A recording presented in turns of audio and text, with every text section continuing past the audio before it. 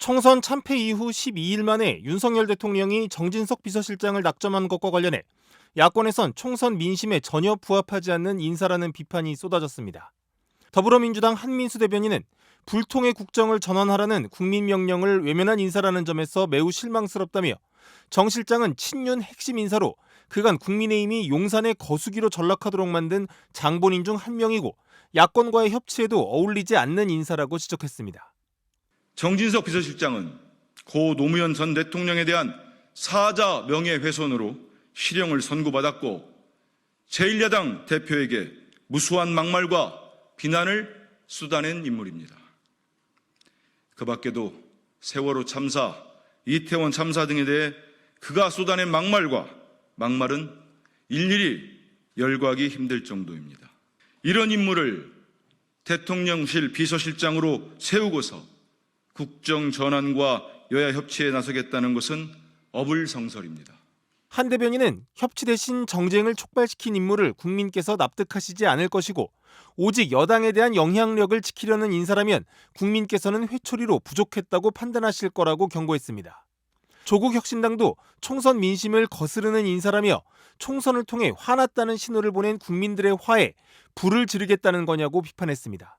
이 당 김보엽 대변인은 논평을 통해 총선에서 낙선하자마자 대통령실 비서실장으로 영전시키다니 대통령 주변과 여당에는 그렇게 사람이 없냐며 국정운영 실패에 책임이 있는 정 의원을 중책에 기용하는 것을 보니 참 딱하다는 생각이 든다고 꼬집었습니다.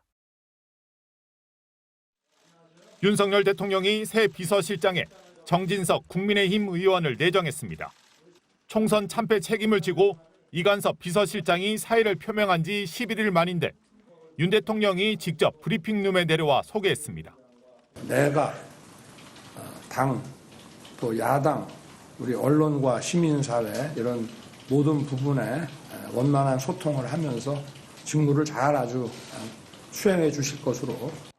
정 의원은 비서실장 후보에 꾸준히 거론돼 왔는데 윤 대통령이 최근 정 의원을 만나 비서실장직을 제안한 것으로 전해졌습니다. 친윤계 의원으로 분류되는 정 의원은 충청에서만 5선을 했고 국회 부의장과 국민의힘 비상대책위원장을 지냈습니다. 오직 국민의 눈높이에서 대통령님께 객관적인 관점에서 말씀을 좀 드리려고 노력하겠습니다. 다만 정 의원 내정에 대해 야당은 물론 여당 내에서도 일방통행을 고집하겠다는 대국민 선전포고라고 비판이 터져나왔습니다. 윤 대통령은 새 비서실장을 소개하면서 기자들로부터 질문을 2개 받았습니다. 이번 주로 예상되는 이재명 더불어민주당 대표와 회담 의제에 대해 의견을 좁힐 수 있는 민생 의제들을 찾아서 얘기를 나눌 것 같다고 전망했습니다.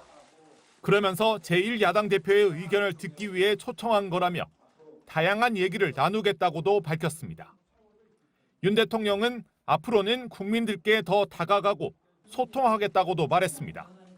그동안 국정 과제를 설계하는 데 중심이 있었지만 이제는 정책 추진을 위해 여당은 물론 야당과도 소통하는 데 주력하겠다고 강조했습니다.